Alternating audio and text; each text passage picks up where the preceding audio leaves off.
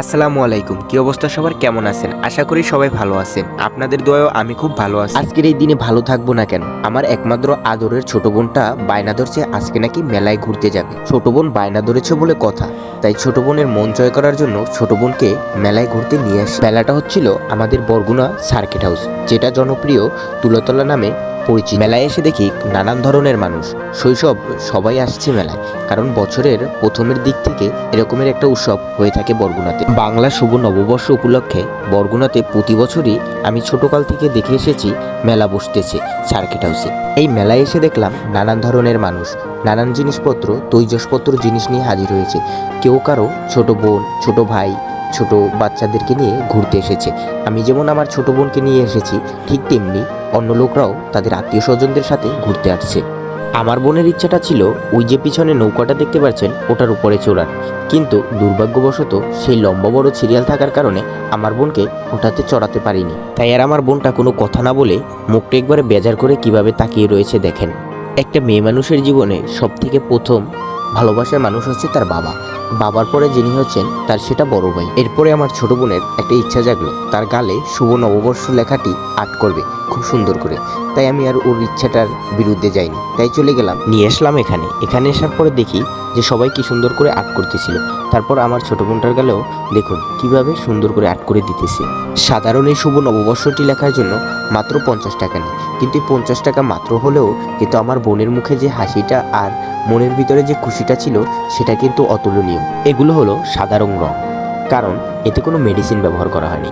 Medicine ব্যবহার করার ফলে গালে স্ক্র্যাচ বা দাগ পড়ে যেতে পারে, তাই এতে কোনো মেডিসিন ব্যবহার করা হয়নি। এটি হয়তো সকাল পর্যন্ত থাকবে।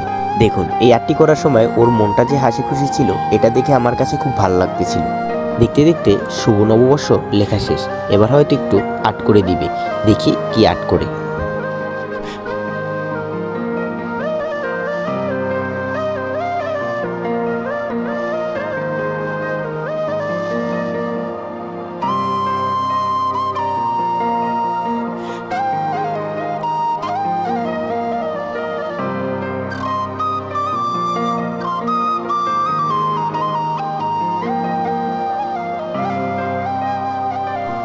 এরপরে আর্ট করা শেষ। এরপরে আমার ছোট বোনের একটা ইচ্ছে জাগলো যে আমরা গ্রাম বাংলায় এটাকে চোরিয়া বলি, আপনারা কি বলেন সেটা জানি না, তবে আমাদের গ্রামের নামে এটাকে আমরা চোরিয়া বলে থাকি। এখানে আমার বোনের চড়ার একটা ইচ্ছে জাগলো, তাই ওকে চড়িয়ে দিলাম এই চোরিয়ার উপরে। এটি সাধারণত হাত দিয়ে ঘুরিয়ে থাকে। এখানে চড়ার পরে দেখুন কি সুন্দর করে বাচ্চারা আনন্দ উপভোগ করতেছে, আর তাদের বাবা মা পাশে থেকে তাকিয়ে কি সুন্দরভাবে দেখতেছে যেন তার বাচ্চাটা না পড়ে যায়, এবং বারবার বলতেছে বাবা ধরো বা মা ধরো, যে যেরকমই আছে। আমি আমার ছোট বোনকে বললাম আপু শক্ত করে ধর। চড়ে ঘোরার পরে শেষে আমার বোনের নাকি ক্ষুধা লাগছে, চাই জিজ্ঞেস করলাম কি খাবি। মেয়েরা যে আবার ফুচকা পাগল সেটা তো আমি আগে থেকেই জানতাম, তাই আমার বোনের এদিক ওদিক না করে সোজা হেঁটে চলে গেল ফুচকার দোকানে। এখানে এসে দেখুন কি খাওয়াটাই না খাচ্ছে।